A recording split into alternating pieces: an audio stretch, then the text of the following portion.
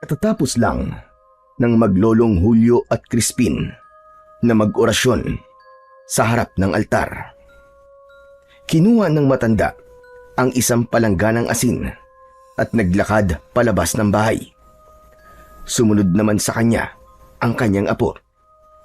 Dumiretso siya sa tarangkahan at mula doon ay sinimulan niya ng magsaboy ng asin habang patuloy na nagdarasal. Nang matapos ay isinunod naman ang iba pang sulok ng kalamansian. Ang ganitong gawain ay ginagawa nila habang umiikot. Hindi napigilan ni Crispin ang magtanong. Lolo, para saan ba talaga yung ginagawa natin? Bakit po kailangan natin mag-orasyon bago po magdilim? Saka, bakit ka po palaging nagsasayang po ng asin? Di ba po masama yun? Tsaka alam niyo po ba, sabi po ng mga kalaro ko, wag daw po magtatapon ng asin. Kasi kapag namatay ka daw, pupulutin mo daw po yun isa-isa. Hindi napigilan ng matanda ang matawa sa sinabing yon ni Crispin. Halos mapaubo ito, pero dahil nasa kalagitnaan ng isang ritual, pinilit niyang ihinto ang pagtawa at maging seryoso sa harap ng kanyang apo. Muli niyang itinuloy ang pagsasaboy ng asin sa harapan naman ng pinto. At nang matapos ay sa kanya hinarap ang bata upang sagutin ang katanungan nito. Apo, tama naman yung sinabi mo kanina. Masama nga ang nagsasayang pero hindi naman pagsasayang ang tawag sa ginagawa natin. Pinalalakas ko lang ang proteksyon ng ating lugar. Po? Protection po? Ibig niyo pong sabihin, Lolo, may protection po ang lugar na to? At ang asin, ayan siyang nagpapalakas nito? Eksakto! Nakuha mo! Pero Lo, bakit po? Bagyang napakunot ang noo ng matandang lalaki nang marinig ang muling pagtatanong ng bata. Anong bakit? Bakit po kailangan niyo pong palakasin ng proteksyon? Bakit may magnanakaw po ba? Oo, meron. Sus, magnanakaw lang naman pala eh. Kayang-kaya niyo po yun, Lo. Pero teka po, bakit nga ba tayo nag-aalala? Wala naman po siyang mananakaw dito sa atin eh. Hindi naman simpleng magnanakaw ang tinutukoy ko, Apo. Ang sinasabi ko ay yung mga nilalang na nagnanakaw ng buhay. Iyon ang iniiwasan kong makapasok dito sa atin. Lumaki ang mga mata ng batang si Crispin nang marinig ang sinabing yon ng kanyang lolo. Agad siyang kinilabutan at halos hindi nakapagsalita. Oh, bakit bigla kayatang natahimik? Natatakot ka ba? Hindi po ah. Nagulat lang po ako sa sinabi niyo, Lo. Yung bang tinutukoy niyo po yung pong mga nilalang ng dilim na maaari pong makasakit sa atin? Sila nga. Kaya natin ginagawa to ay para hindi sila makapasok dito sa ating bakuran. Ano pong mangyayari, Lo, kapag nakapasok po sila? Kapag nakapasok sila, may isa pa naman tayong depensa. Ayan o, yung pinakamatandang puno ng kalamansi. Pero nag-aalala lang kasi ako. Hindi kasi ako sigurado, Apo, kung maaasahan ba talaga yung puno na yan. Pinagbubuti ko ang pagpapalakas ng proteksyon natin sa palibot nitong taniman. Kasi hindi ako sigurado sa puno na yan. Ganun po ba? Bakit? Ano po bang meron po sa puno na yan? Yan ang unang puno na itinanim dito ni tatay. At sabi niya sa akin noon, dito niya nakuha ang kanyang unang agimat. Agimat? Tulad po ng mga nakasabit sa may dingding po natin? Ganun po ba? Tama ka. Isa doon ay pagmamay-ari ni tatay. Yun ang pinaka-espesyal na agimat niya dahil bigay daw ito ng kanyang kaibigan. At galing ito Diyan mismo, sa punong yan. Wow, ang astig naman po ng kwento, Lo. Hindi lang ito basta kwento lang, Apo. Dahil totoo itong nangyari. Huwag mong gawing biro. Sorry po, Lo. Hindi ko po intensyong gawing biro po ito. Pero naaaliw lang po talaga ako at napapahanga po.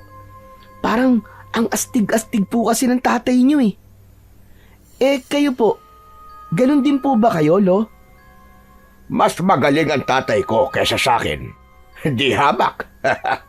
Kasi siya ang guru ko eh. Siyempre, mas magaling siya. Inilapag ng matanda ang hawak niyang palanggana. Tapos ay nagpagpag siya ng kamay. Tumingin siya sa paligid at nakitang saktong nag-aagaw na ang liwanag at dilim. Tinignan niya ang lahat ng mga punong abot ng kanyang paningin. Isa sa mga puno na tinitigan niya ay ang pinakamatandang kalamansi na matatagpuan sa halos pinakagitna ng kanilang bakuran. Napangiti siya at napansin yun ni Crispin. Lo, bakit po kayo nakangiti? May naaalala lang ako, iho. Naaalala ko lang ang kabataan ko dati. Dito ako lumaki. Dito ko nakasama si tatay at si nanay. Pagkatapos sabihin yon, ay biglang lumungkot ang muka ng matanda. Lo, may problema po ba? Medyo. Ano po yun? Galing kasi ako kaninang umaga sa bahay ni Amo. At sinabi niya na baka magmamigrate na sila sa Amerika kasama ng mga anak niya. Tapos itong lupa daw, balak na daw nilang ibenta kasi gagamitin nilang panimula doon. Po, ibibenta na po nila itong lupa. May bibili po ba nito, Lo? Nasa dulo na po ito ng baryo at medyo liblib. Tapos, wala pa pong mga kapitbahay. Meron din siguro. Lalo na kung ibibenta nila ito ng mura. Iniaalok nga ito sa akin ni Amo eh. Saan naman ako kukuha ng perang pambabayad? Wala naman tayong maraming pera. Nakakalungkot nga po, Lo. Pag nangyari po yun, saan po tayo titira? Kapag may bago na pong may-ari nitong lupa. Yun nga ang problema, Apo. Masakit sa akin na iwan ang lugar na ito. Pero mas masakit sa akin na wala tayong malilipatan. Napabuntong hininga ang matanda. Napatingin ito sa taniman na ilang dekada niya nang inaalagaan. Bahagyang nangilid ang luha niya, pero pinipilit niyang pigilan. Ayaw niyang makita ni Crispin na nasasaktan siya ng sobra. Lo, huwag niyo na po munang isipin po ang problema. May awa po ang Diyos. Malalampasan din po natin ang problema natin, Lo. Napangiti ang matanda matapos marinig ang mga salitang yon galing sa kanyang apo. Tama ka, Apo. Mabuti pa itara na sa loob ng bahay at maghanda na tayo ng hapunan. Pagpasok nila, agad na inihanda ng matanda ang mga bigas at nagsaing. Samantalang si Crispin naman ay umupo sa lamesa at mula doon ay tanaw niya ang mga kwintas na nakasabit sa dingding nila. Lo, tanong lang po. Ano po bang mga yan? Saglit na tumigil ang matanda sa kanyang ginagawa at napatingin din sa mga nakasabit na anting-anting. Naalala niya bigla ang nakaraan. Sa kanyang murang edad ay naging antingero na siya. Maaga siyang iminulat ng ama sa tungkulin ng isang antingero. Tinuruan siya nito sa paggamit ng mga sandata. Pinagtiyagaan siya nitong turuan ng mga orasyon at iba't ibang mga dasal. Ginawa ito ng tatay niya dahil siya lang ang bukod tanging maaaring tagapagmana ng tungkulin ng kanilang angkan. Lolo, okay lang po ba kayo? Oo naman. Ayos lang ako, Apo. Siya nga pala. Yung mga nakasabit na yan sa dingding ay mga agimat. Mga gamit yan ang ninuno natin na ipinapamana sa bawat henerasyon. Ang dami po, no? Tama ka. Mas madami pa nga dapat yan, sabi ng tatay, kung hindi lang nasunog ang dati nilang bahay noon bago sila nalipat dito sa taniman. Ganun po ba? Ano po ba ang gamit ng mga yan? Kumbagay para saan po? May kanya-kanyang taglay na kapangyarihan ng mga yan, Apo, na maaari mo magamit sa oras ng pangangailangan. Meron din diyang nagbibigay sa iyo ng kakaibang lakas o tapang. Meron din naman yung kapangyarihang hindi ka tatablan ng bala o anumang matatalas na bagay. Wow! Parang, ano bang tawag dun? Parang antingero o kaya albularyo. Mali, Apo. Hindi albularyo. Magkaibang albularyo sa antingero. Ha? Magkaiba po yun? Akala ko po kasi parehas lang. Siyempre magkaiba, Apo. Ang albularyo, sila yung nilalapitan kapag may sakit. Tulad halimbawa ng may mga lagnat, may pilay, o kaya nausog. O kaya yung napaglaruan ng mga elemento ng dilim. Gumagamit sila ng mga herbal, langis at mga dasal para magpagaling. Ang trabaho nila ay magpabuti ng katawan ng tao. Parang mga doktor, ganon. Pero kaya nila magpagaling gamit ang mga natural na gamot. Tumango-tango ang batang si Crispin. Nakikinig ng mabuti. Pero ang antingero, na katulad ko, hindi ko kayang maggamot. Pero mas mabigat ang tungkulin namin kasi kami ang humaharap sa mga nilalang ng dilim, mga aswang, mga mangkukulam, at mga engkanto na sumasanib o nananakit. Pinangangalagaan din namin ang iba't ibang uri ng mga anting-anting. Ganun po pala. Kung antingero po kayo, ibig sabihin po, pati po ako ganun din? Oo naman. Ikaw lang ang apo kong lalaki, kaya ikaw lang ang pwede kong pamanahan. Ikaw ang susunod na mag-iingat ng mga yan, Apo. Ikaw ang poprotekta sa kanila kapag wala na ako. Po, bakit ako po ang poprotekta sa kanila? Di ba dapat po sila po ang magprotekta sa akin? Sila naman po ang may kapangyarihan eh. Napangiti si Lolo Julio. Mas lumapit siya kay Crispin at ang isang kamay ay ipinatong sa balikat nito. Bata ka pa nga, Apo. Natural lang na hindi mo pa lubos na maintindihan ang lahat. Alam mo, Apo, ang anting-anting, hindi ko siya gumagalaw para protektahan ang may-ari. Gabay at kasangkapan lamang sila. Ang tunay na kapangyarihan ay nasa may hawak nito. Kung marunong kang gumamit, kung marunong kang manalangin, saka sila nagiging buhay. Pero meron din namang pagkakataon na kusang kumikilos ang mga ito. Lalo na kapag nasa paghanib ang may-ari o kaya naman kapag may banta na hindi na kayang harapin ng tao. Sandaling natahimik si Crispin. Pinagmasdan niyang muli ang mga anting-anting. Tapos ay napakamot sa kanyang ulo.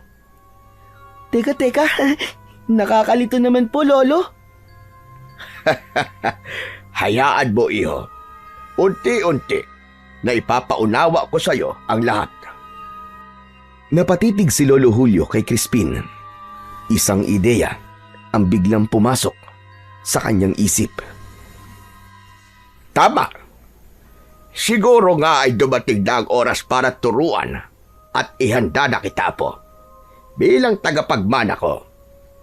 Po, tuturuan niyo na po ako. Lo, kaya ko po ba? Oo naman. Kayang-kaya mo. Ako nga doon eh. Mas bata pa ako sa'yo nung turuan ako ng tatay ko. Hey, nakakakaba naman po, Lo. Pero parang nakaka-excite din po. Huwag kang ma-excite. Hindi magiging madali ang pagdadaanan mo. Kailangan mo ng sipag at tiyaga para maging karapat-dapat. At saka, dapat ay matapang ka. Buo ang iyong loob.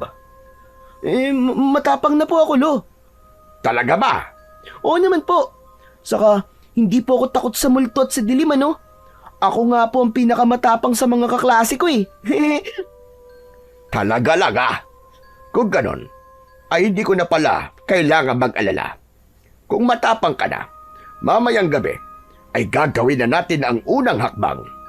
Bubuksan natin ang iyong ikatlong mata. Ha? Para saan po yun? Para makita mo ang mga hindi nakikita ng karaniwang mga mata. Tulad ng mga multo, engkanto at iba pa. Kailangan ito para masanay ka na sa presensya nila. Sige po. Kayang-kaya ko po yan. Sisiw lang sa akin yun. Natawa ang matanda sa sagot ni Crispin sa kanya. Muli siyang bumalik sa kanyang ginagawa. Samantala, makalipas ang ilang oras nang matapos silang maghapunan, tinawag ng matanda si Crispin. Lumabas silang dalawa at sa labas, mula sa silong ng isang malaking puno ng akasya, pinaupo niya ang bata sa isang upuan na naroon, nagawa sa kahoy. Lo, anong gagawin natin dito? Gabi na po Di ba sabi mo matapang ka? Susubukan na natin ngayong gabi, apo, kung hanggang saan ang tapang mo. Kinuha ni Lolo Julio ang isang pulang panyo sa kanyang bulsa. Dahan-dahan na tinakpan niya ang mga mata ni Crispin. Mahigpit ang pagkakatali, sapat upang hindi makasilip ang bata.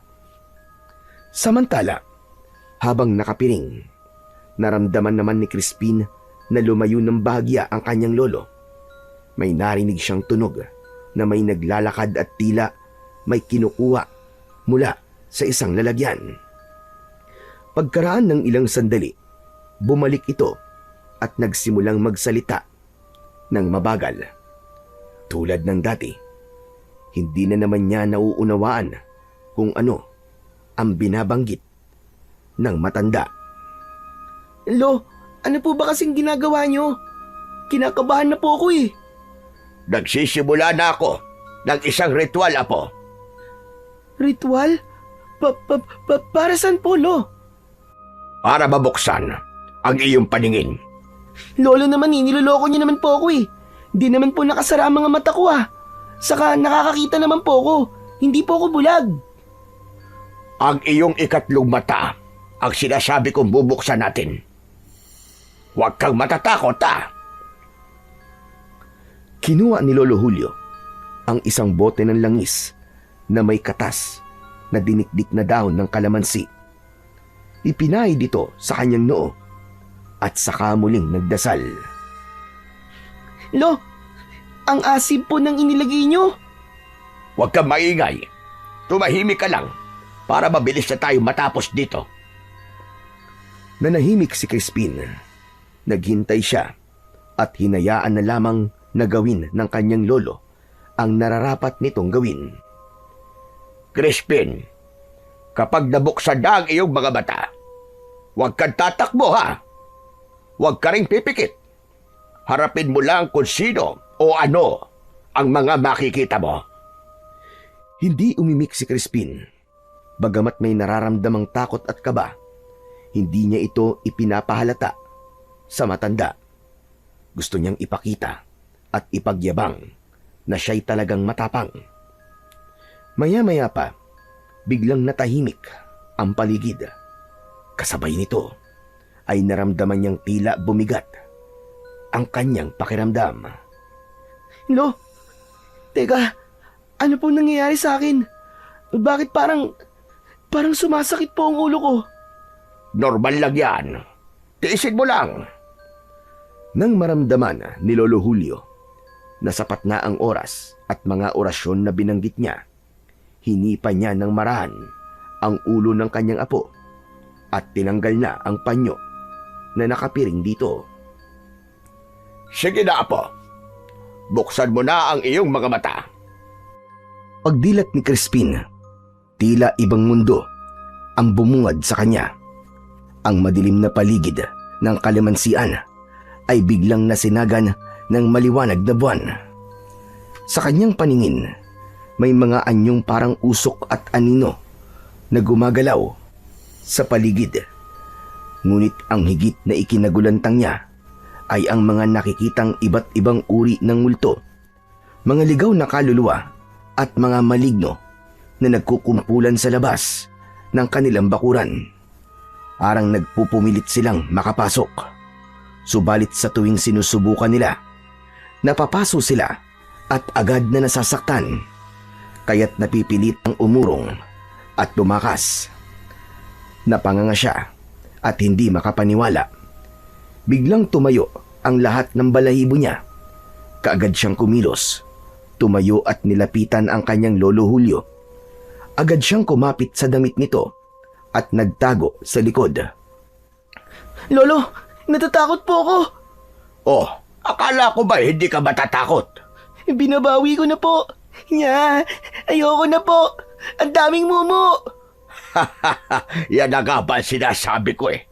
Puro ka kasi yabang eh. O siya, tama na. Huwag ka nang matakot. Kasi hindi ka naman masasaktan na mga yan. May proteksyon ang lugar na ito. At hindi basta-basta mapapasok ng kung sino-sino. Talaga po ba? Sigurado po kayo na hindi sila po makakapasok dito? Oo nga. Di ba sinabi ko na sa'yo? Kaya nga tayo nagre-ritual at nagsasaboy ng asin kapag sumasapit ang bilog na buwan ay dahil ayaw nating magpapasok ng mga hindi inaasahang bisita. Tulad nila. Ganun po pala. Akala ko po kalokohan lang po yung mga ginagawa ninyo eh. Biglang napatingin ang matanda kay Crispin. Agad na binatukan ang kanyang apo. Aray ko! Hindi biro mga ginagawa ko. Loko ka bata ka. Walang puwang ang mga kalokohan, Crispin. Tandaan mo yan. Sa mga ganitong bagay, hindi ka dapat nagbibiro. Pasensya na po. Hindi na po mauulit. Aray ang kati. Ay, siya nga po pala, Lolo. Pwede po bang tara na po sa loob? Hindi ko na po sila kayang tignan ng matagal eh. Tignan niyo po oh. Nagtataasan na po lahat ng balahibo ko. Teka lang, hindi pa oras. Ano pong ibig niyo sabihin, hindi pa po oras? Kailangan mo ng masanay ng mga mata mo sa ganyang mga tanawin. Iiwan na muna kita dito. Ha? Iiwan niyo po ako? Ayoko po, Lolo. Sasama po ako sa inyo. Lo, nakikiusap po ako. Huwag niyo po akong iiwan dito, Lo. Hindi natin pwedeng putulin ang ritual. Kasama sa ritual, ang pananatili mo dito sa labas ng ilang minuto. Kailangan mong sanayin muna ang mga mata mo. Pero, Lo...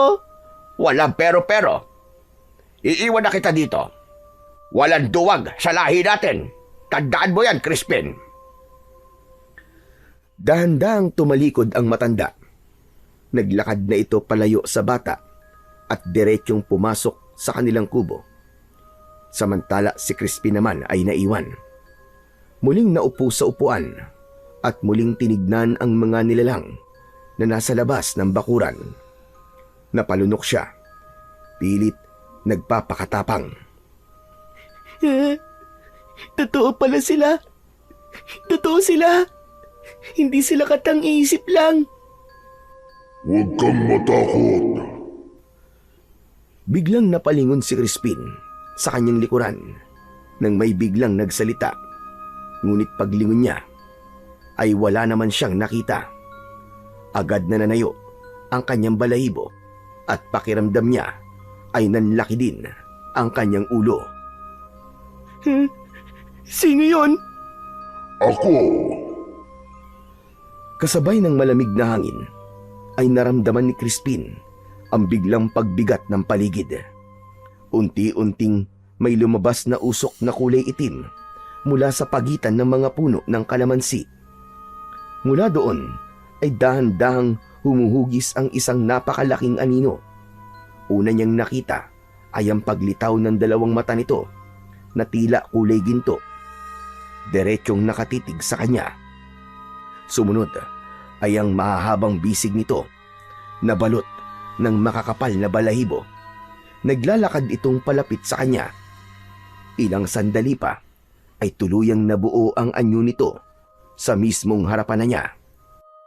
Isang higanting nilalang, nakangisi, umuusok ang bibig at amoy tabako. Lolo! Umalingaw-ngaw ang sigaw ni Crispin sa buong kalamansian. Ngunit yun ang naging malaking pagkakamali niya sapagkat agad na naagaw ang pansin ng mga nilalang na nasa labas ng bakuran. Sabay-sabay silang napalingon sa kanya at doon napagtan na nakikita sila ni Crispin. Umungol ang ilan sa kanila at sumigaw. May humihingi ng tulong. May umiiyak, may sumisigaw at iba pa. Biglang nanigas sa takot ang bata habang tinitignan isa-isa ang mga nilalang na malamig na nakatitig sa kanya. Naramdaman niya ang biglang panghihina ng kanyang katawan at ang hirap niya sa paghinga hanggang sa biglang nandilim na ang kanyang paningin at tuluyan na siyang nawalan ng malay. Samantala, nang marinig naman ni Lolo Julio ang malakas na sigaw ni Crispin, agad siyang lumabas. Bumungad sa kanya ang apo na nakahandusay sa lupa. Dali-dali niya itong nilapitan at sinubukang gisingin. Ngunit hindi ito magising. Kaya't agad niya na itong binuhat. Subalit mabigat si Crispin. Agad na umusal ng dasal ang matanda at hinalikan nito ang suot na agimat. Sinubukan niya muling buhatin ang apo at walang kahirap-hirap niya na itong nabitbit hanggang sa maipasok niya na ito sa bahay at maihiga sa katre. Kinabukasan, maagang bumangon si Lolo Julio. Hindi na siya halos makatulog magdamag dahil sa nangyari sa apo niyang si Crispin. Ilang beses din niyang pinagsisihan ang ginawa niyang pagbubukas ng ikatlong mata ng bata. Muli siyang pumasok sa kwarto matapos magkape. Nakita niyang tulog pa din si Crispin. Tinitigan niya ito. Kita niya ang pawis sa noo ng bata at ang malalim nitong paghinga. Crispin? Crispin na po! Kinabahan siyang bigla. Kaya naman maingat niyang inilapit ang palad niya sa noo nito. Diyos ko! Ang init mo! Biglang nanginig ang katawan ng bata. Kaya naman, agad na tinapik ng matanda ang balikat nito. Crispin na po! Crispin! Gising ka na! Buksan mo na mga mata mo! Sige na! Apo! Unti-unting nagmulat ng mga mata si Crispin. Namumungay pa ang mga mata niya at halatang hirap na hirap sa paghinga. Lolo! Oo, Apo. Si lolo mo ito. Gising na. Ano bang nararamdaman mo? Giniginaw po ako, Lo. Ang lamig po. Dahan-dahang gumalaw ang bata. Inayos nito ang kanyang pagkakahiga. Saka muling ipinikit ang mga mata. Patawad, Apo. Kasalanan ko ito. Hindi ko dapat pinilit ang katawan mo. Patawarin mo ko. Ayos lang po, Lo. Kaso tong ulo ko po masakit, saka mabigat po. Parang umiikot po ang paligid. Tapos ang init, pero nilalamig naman po ako. Hinawakan ni Lolo Julio ang kanyang kamay. Ramdam niya ang panginginig nga nito.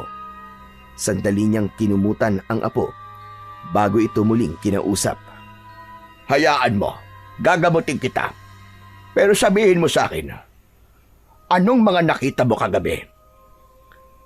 Bukod po dun sa mga nilalang na nasa labas ng bakuran natin, may isang malaking nilalang po na lumapit po sa akin. Isang malaking nilalang. Teka, paano siyang nakapasok? Hindi po siya nakapasok, Lo.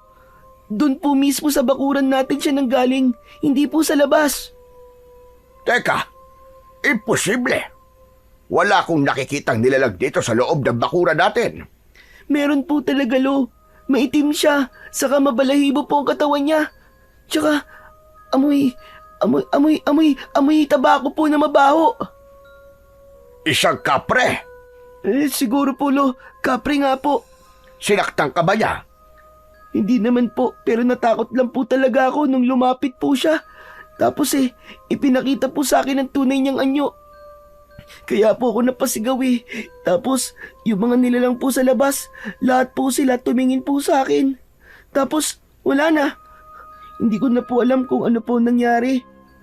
Natakot ako kasi akala ko po kukunin po nila ako eh. Hinaplos ni Lolo Julio ang kanyang buhok. O siya, sige na. Huwag mo nang isipin yon. Malamang hindi pa talaga handa ang katawan at isip mo sa ganitong mga bagay. Masyado ka pang bubot at bata. Kailangan ka pang pahinugin. Pasensya ka na talaga, Apo. Wala po yun, Lo. Ako naman po yung nagsabi na matapang po ko eh. Pero hindi naman pala. Pero Lo, pwede po bang isara niyo na lang po ulit ang mga mata ko? Kasi nakakatakot po eh. Yun lang. Hindi pwede, Apo. Hindi basta-basta ang pagsasara nito. Ilang taon muna ang hihintayin mo bago kusang sumarayan. Kapag pinilit natin, baka hindi mo makayanan. Ibig sabihin nito, Lo, makikita ko pa rin po sila? Oo, Apo, ganun na nga. Pero huwag kang mag-alala. Hindi ka naman nila magagalaw o masasaktan, lalo na kapag nandito ka sa loob ng bakuran natin. Saka hindi kita pababayaan. Ako ang bahala sa'yo. Napayuko si Crispin. Hindi niya maitatanggi ang takot na nararamdaman niya. Ngunit sa parehong sandali ay malaki at buo naman ang pagtitiwala niya sa kanyang lolo. Lo, kakayanin ko po ba talaga ito? Paano po kung mahina ako at saka... Walang batang mahina, Apo. Kung ginagabayan ng tamang tao, nasa dugo mo ang pagiging antingero. Ang takot ay bahagi lang ng pagsubok. Tulad ko, nalampasan ko noon ang lahat ng pagsubok at lahat ng takot. At kung kaya ko, ay alam ko na kaya mo rin. Tama po kayo, Lo. Hayaan po ninyo. Susubukan ko pong maging matapang. Haharapin ko po ang lahat. Yan! Yan ang gusto kong marinig sa iyo, Apo. Ngayon, nasimulan na natin. Kailangan na kitang unti-unting ihanda. Para kapag wala na ako, Apo, kaya mong lumaban. Kaya mong ipagtanggol ang sarili mo.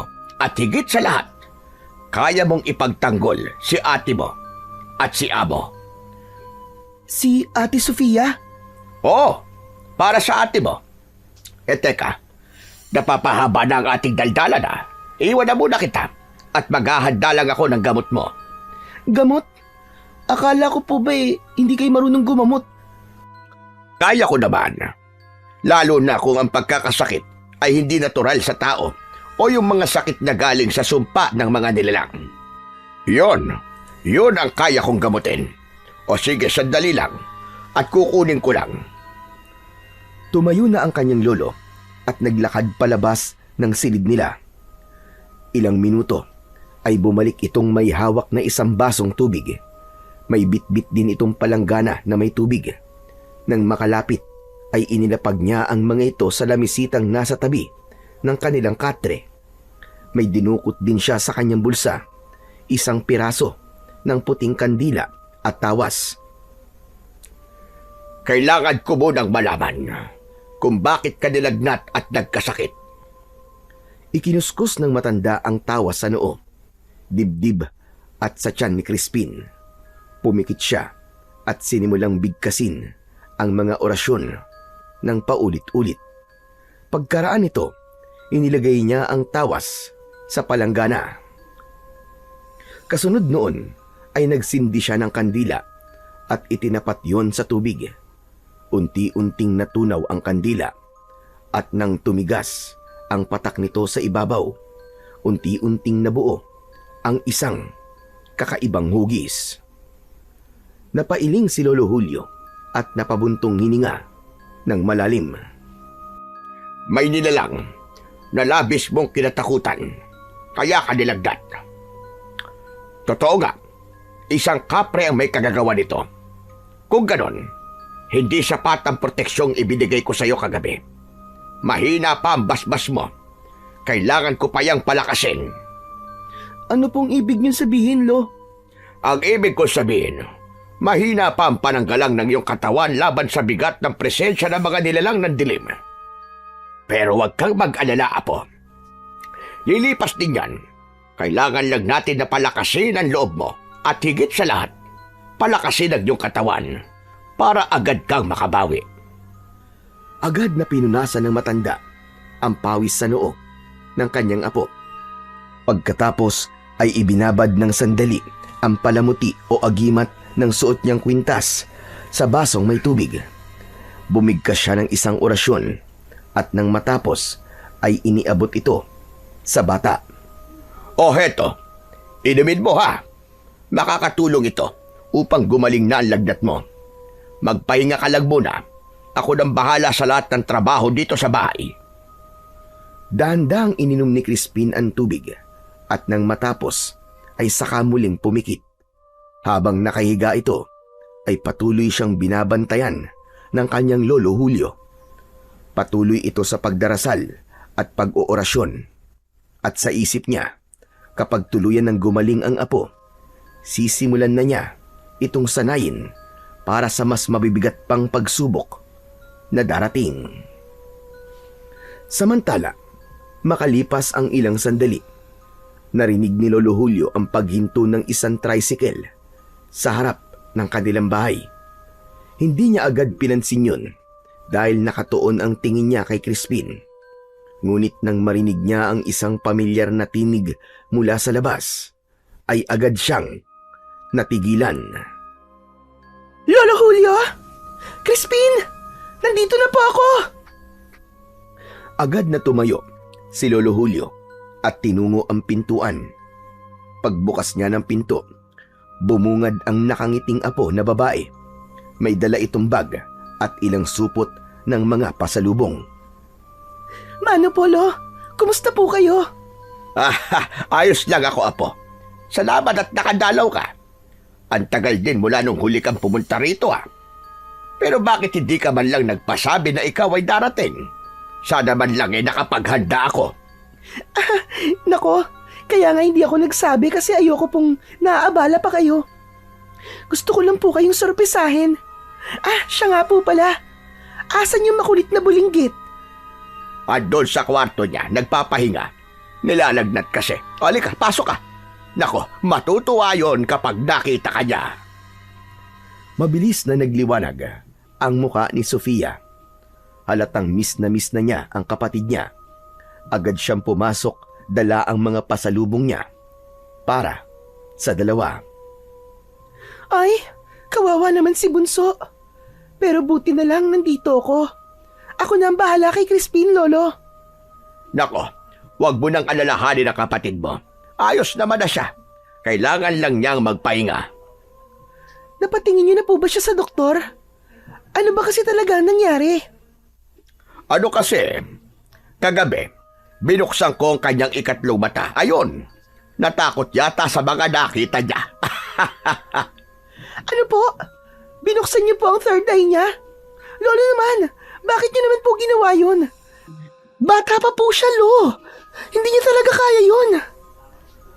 Napalunok si Lolo Julio. Alam niyang hindi madaling ipaliwanag ang kanyang ginawa. Sophia, Kailangan ko nang gawin yon. Saka sana maintindihan mo na ginawa ko yun hindi para saktan siya. Ginawa ko yun kasi darating ang araw na kakailanganin niya ito. Mas mabuti nang masimulan niya habang kasama ko, habang kaya ko pa siyang gabayan. Kaso tignan niyo naman po ang nangyari sa kanya. Nagkasakit po siya. Lolo Julio, hindi po ba pwedeng hayaan na lang po muna natin siyang maging bata? Naiintindihan ko naman ang punto mo. Pero matanda na ako, Apo. Kailangan ko nang maisalin sa kanya ang lahat. Paano kung bigla akong nawala? Mamatay? Hindi ako matatahimik kung hindi ko magagawa ang tungkulin ko bago ako mamatay. Hindi ko naman siya pababayaan eh. Ay nako, bahala na nga po kayo. Sige po, Lolo. Tignan ko muna si Crispin. Siya nga po pala. Ito po ang pasalubong niyo. Nako, hindi ka na sana nag-abala pa. Nakakahiya naman. Wala po kayong dapat na ikahiya sa akin, Lo.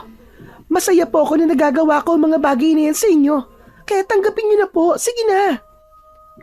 Kinuha ng matanda ang nakasupot na pasalubong at saka pumunta sa kusina. Si Sofia naman ay pumasok sa kwarto ni Crispin.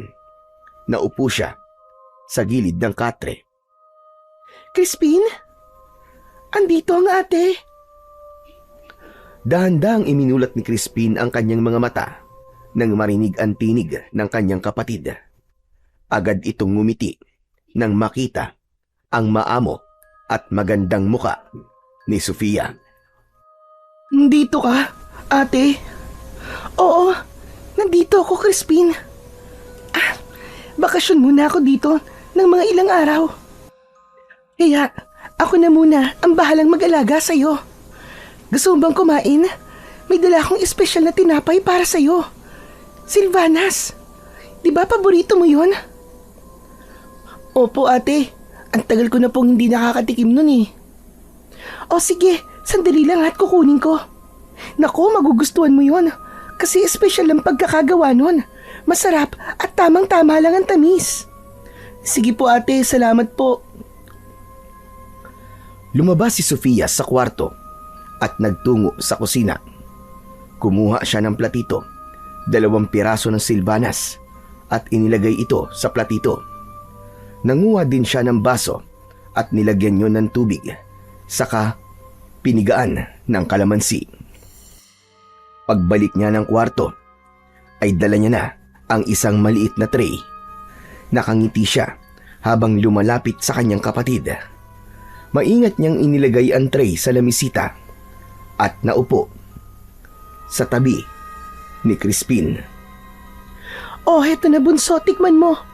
Sigurado ako magugustuhan mo yan.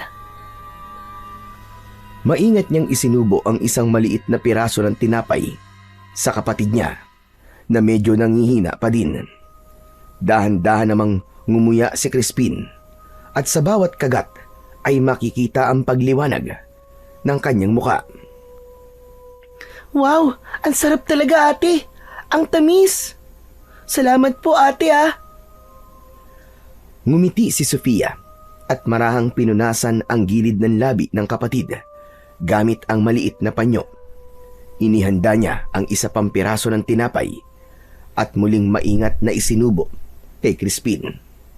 Habang pinapakain niya ito, hindi niya maiwasang titigan ng kapatid ng may halong awa at pag-aalala. Pagkaraan ng ilang subo, naubos din ang tinapay. Kinuha ni Sofia ang baso ng kalamansi juice na dala niya at marahang iniabot yon kay Crispin. At dahan-dahan itong uminom. O tama na muna. Magpahinga ka uli. Mamaya kung kaya mo pa, kakain ka ulit. Salamat ate ah. Namiss kita. Ako rin namiss kita. Lagi ka nasa isip ko. Habang pinagmamasdan ang kapatid na muling pumikit, napaupo siya ng tuwid at napabuntong hininga. Bumalik sa alaala niya ang kanyang pinagdaanan sa mga nakaraang taon.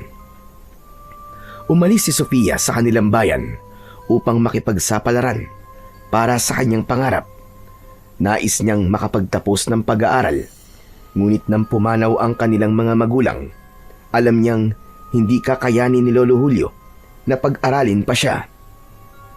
Kaya't nagpa siya siyang lumayo at maghanap ng kapalaran sa ibang lugar. Mahirap ang naging simula. Pumasok siya bilang isang kasambahay sa isang malaking bahay ng mayamang pamilya. Mabigat ang mga gawaing ipinapagawa sa kanya.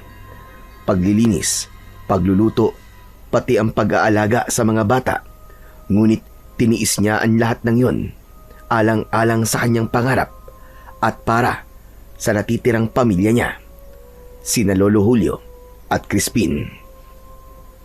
Isang araw ay napansin ng amo niyang babae ang kasipagan at talino niya. Inalok siya na mag-aral at tutulungan siyang makapagkolehiyo. Nakuha din siyang scholar nang makapasa sa exam.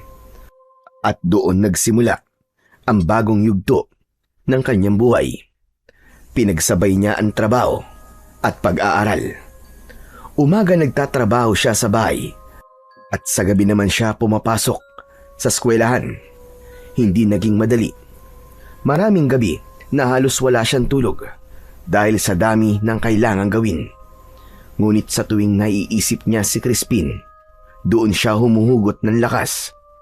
Lagi niyang iniisip na balang araw, kapag nakapagtapos siya ng pag-aaral, magiging magaan din ang buhay nila. At ngayong taon, ilang buwan na lang ay magtatapos na siya. Ngunit meron siyang isang malaking problema at siyang dahilan kung bakit siya umuwi sa bahay ng lolo niya. Samantala, nagising siya sa pagmumuni-muni nang biglang magsalita ang Lolo Julio niya mula sa kanyang likuran. Dahil sa kakaisip ay hindi na niya namalayan na pumasok ito sa silid. Ano, Apo? Kumusta na siya? Mukhang maayos naman po siya, Lolo. Kailangan lang po niya siguro magpahinga maghapon.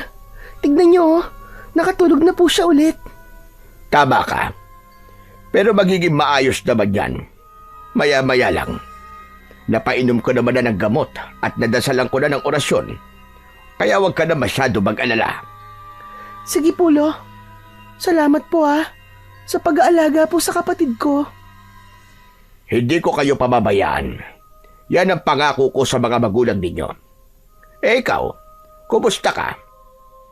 Ayos lang naman din po ako, Lolo. Kumain ka na ba? Halika na sa kusina. Nakapagluto na ako ng agahan. Sige po, Lo. Nang nasa kusina na sila, kinuha ni Sofia ang bag at binuksan yun. Ay, Lo, may dala nga po pala ako ditong konting bigas, mga delata, asukal, kape. Para po sa inyo, Lo. Nako, ikaw talaga, Apo. Salamat. May tinapay na ngang pasalubong may grocery pa. Salamat talaga. Mabait kan talaga, Apo. Maliit na bagay lang po yan, Lo. Hayaan niyo po, Lo. Kapag nakapagtapos na po ako ng pag-aaral at nakapagturo po ako, wala na po kayong aalalahanin. Ako na po ang bahala sa lahat. Nako, wag mo na munang isipin yan. Hindi mo responsibilidad ang lahat, Apo. Gusto ko kapag nagkatrabaho ka na, enjoy mo muna. Huwag mong lurunin ang sarili mo sa responsibilidad. Wala akong pinapasalo sa'yo. Ayos lang po yun, Lo. Huwag kayong mag-alala. O siya, tara na nga doon sa kusina. Kakain na tayo. Nagsalo sa agahan ang maglolo. Matapos kumain, ay si Sophia na ang nagligpit ng kanilang pinagkainan. Siya na din ang nagkusa na gumawa ng ilang mga gawaing bahay. Mabilis na lumipas ang mga oras. Pagdating ng hapon, abala si Lolo Julio sa pagwawalis ng bakuran habang may nakasinding siga sa ilalim ng pinakamatandang puno ng kalamansi.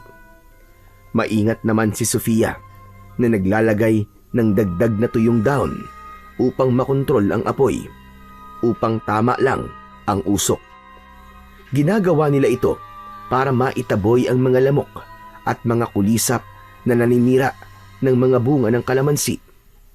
At ginagawa din nila ito upang mapalayas ang mga masasamang espiritu na maaaring di kinayang hadlangan ng mga proteksyon na inilalagay ni Lolo Julio sa kanilang tarangkahan. Samantala, habang abala sila, biglang napansin ni Sofia na papalabas ng kanilang kubo ang kanyang kapatid. Medyo maputla pa ang bata pero maayos na ang lakad nito at nakangiti. Agad na nilapitan ito ng dalaga. Napatingin din ang matandang lalaki. Oh, Crispin! Kumusta ka na? Bakit lumabas ka? Ayos na po ang pakiramdam ko, ate. Gusto ko lang pong makalanghap ng sariwang hangin. Nagkatinginan si Lolo Julio at si Sofia. Nakahinga sila ng maluwag nang marinig na maayos na ang pakiramdam ng bata. Agad na pinatay ng dalaga ang siga upang mamatay ang apoy. Sinabuyan naman ito ng tubig ni Lolo Julio upang hindi na kumapal pa ang usok. Ginawa nila ito upang hindi makalanghap ng usok ang bata. Apo, diyan ka na muna sa may balkonahe ha. Mas ayos dyan kasi presko at hindi masyadong mausok. Ay, salamat sa Panginoon at okay ka na. Tinanggap na ng iyong katawan ang mga gamot. Gusto mo ba kumain? Ano gusto mo? Mamaya na po, Lo. Dito na lang po muna ako tatambay. O sige. Diyan ka lang at kami tatapusin pa namin ang pagwawalis at paglilinis namin dito ng ate mo. Kasi sa isang linggo, dadalaw dito ang mga amo natin. Kailangan maayos at malinis itong kalamansian para matuwa naman sila. Tumango ang bata. Ipinagpatuloy naman ng dalawa ang kanilang ginagawa. Mabilis na lumipas ang mga oras. Nang matapos ang pagwawalis at paglilinis, pumasok na sa loob ng kubo sina Lolo Julio at Sofia upang maghanda ng hapunan. Samantala, si Crispin ay mas piniling manatili muna sa labas. Maliwanag pa naman kaya hindi pa niya inaalala ang mga nilalang na maaaring magpakita sa kanya. Parente lang siyang nakaupo sa balkon habang kinakain ang meriendang ibinigay sa kanya ng kanyang ate kanina. Ngunit habang kumakain siya, ay bigla siyang nakaamoy ng mabaho. Para bang amoy bulok na karne. Agad siyang napatakip ng ilong at napatigil sa pagmuya. Yak! Ang baho naman! Saan kaya galing yun? Luminga-linga siya sa paligid. May napansin siyang nakadapong isang malaking ibon sa puno sa kabila ng kalsada malapit sa kanilang tarangkahan. Kakaiba ang anyo nito. Higit na mas malaki yun kesa sa pangkaraniwang uwak o agila. Nangingintab ang mga pakpak nito at mapupula ang mga mata. Tumayo si Crispin at naglakad papalapit sa kanilang gate. Hindi niya maipaliwanag pero parang hinihila siya ng kuryosidad. Ngunit bago pa makalapit ang bata, biglang humuni ng napakalakas ang ibon. Isang matinis at nakapangingilabot na parang sigaw. Biglang natigilan ang bata. Crispin, huwag kang lalabas! Bumalik ka dito, bilisan mo! Nang marinig ito ni Crispin, ay bigla itong napalingon. Nakita niya ang kanyang lolo na may hawak na itak habang palabas ng kanilang kubo. Mabilis itong tumakbo palapit sa kanya. Biglang sumigaw ng malakas ang ibon. Kaya naman muling bumalik ang atensyon ng bata dito. Nakita niyang lumapag ito sa lupa at sa harap niya mismo ay nagbago ito ng anyo. Mula sa pagiging ibong malaki ay naging isa itong nakakatakot na nilalang. Itim ang balat nito. Magulo ang mahaba nitong buhok. Mapula ang mga mata at ang bibig ay puno ng matatalim na pangil na animo ay mga kutsilyo. Mahaba din ang mga kuko nito na kayang-kayang pumunit ng laman. Naglalaway din ito habang nakatingin kay Crispin. Lolo! Ano po yan? Aswang yan, apo! Huwag kang lalapit sa kanya! Nakalapit na si Lolo Julio kay Crispin. Itinago niya ang apo sa kanyang likuran. Samantala, ang aswang naman ay palapit sa kanila at tila sinusubukan itong pumasok sa kanilang bakuran. Ngunit nang tangkain itong humakbang papasok, bigla itong napaurong. Sumigaw ito ng malakas at parang nasasaktan. Iwinagwag nito ang kanyang kamay na parabang napaso. Lolo, baka po makapasok siya! Hindi! Huwag ka mag-alala, apo. Hindi niya kayang pumasok. Habang naglilinis kami ng ate mo kanina, naglagay ako ng mas matibay na panangga. Basta't wala lang lalabas. At hanggat wala tayong pinapapasok, mananatili siya dyan sa labas. Maya-maya pa ay sinubukan ulit ng aswang na pumasok. Ngunit sa sandaling iniapak niya ang kanyang paa sa tarangkahan nila, muli itong sumigaw ng malakas. Napaupo ito sa lupa. Ang kanyang paa, nakita ni Crispin na may malalaking tinik ng kalamansi na nakabaon. Lolo, saan po galing yung tinik na yun? Yan ang kapangyarihan ng harang na inilagay ko. Ginamit ko ang mga tinik na kalamansi. Ibinaon ko to sa lupa, doon sa may gate natin. At saka ko dinasalana ng napakabisang orasyon. Ang sino mang masamang loob na papasok ng walang pahintulot ay tiyak na masasaktan. Namangha si Crispin sa galing ng kanyang lolo. Maya-maya pa ay muling sinubukan ng aswang na makapasok. Dahil doon, nakaramdam ng pagkayamot ang matandang lalaki. Agad nitong itinutok ang kanyang itak habang minumura ang makulit na aswang. Hoy! Diablong buwang ka! Wala kang karapatang pumasok dito sa lugar ko! Lumayas ka kung ayaw mo mamatay! Ngunit imbis na matakot ang nilalang, mas lalo pa itong nagalit. Itinaas ng aswang ang ulo at malakas na umatungal. Kasabay nito ay ang paglabas ng itim na laway nito na tila ba asido. Bumubula ito kapag nahuhulog sa lupa. Umuusok din ang mga damo na tinatamaan ito. Abat! Talaga palang gusto mo magpakitang gilas, ha? Gusto mo talaga ng laban, ha? Ha! Papatulang kitang hayop ka! Lo, wag na po. Hayaan na lang po natin siya dyan sa labas. Wag niyo na pong patulan. Matanda na po kayo, Lo. Baka hindi niyo po kaya. Makulit eh. Naiinis ako sa mga pasaway. Ikaw na aswang ka, lumayas ka! Buisit kang halimaw ka! Halika na po, Lo. Tama na po. Tara na po sa loob ng bahay. Ate, tulungan mo akong ipasok si Lolo. Hindi, wag! Pabayaan niyo ako! Haharapin ko yan! Kaya ko yan! Hindi ko yan uurungan! Habang nagsasalita si Lolo Julio, ay paikot-ikot ito sa labas ng bakuran na tila naghahanap ng maaaring mapasukan. Wala kang mahanap na daan! Kahit na anong gawin mong ikot dyan! Nang walang makitang daan ang aswang, muli itong nagbago ng anyo. Bumalik ito sa pagiging malaking ibon. Lumipad ito sa ibabaw ng kalamansian. Ngunit hindi nagtagal ay bigla itong lumipad papalayo.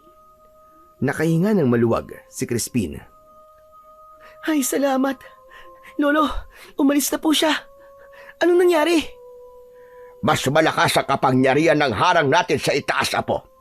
Alam mo, bawat puno ng kalamansi dito ay nilagyan ko ng dasal at orasyon. Kapag may banta na galing sa itaas, mawawalan siya ng hininga dahil sa halimuyak na pinakakawalan ng bawat puno. Tiyak na mamamatay siya. Ang galing, Lo. Para palang may magic ang mga tanim natin dito. O ano, bilib ka na ba sa akin, apo? Oo naman po. Bilib na bilib. Gusto mo na ba ulit na maging kagaya ko? Ha? Hayaan mo na. Huwag mo na sagutin. Halika na nga.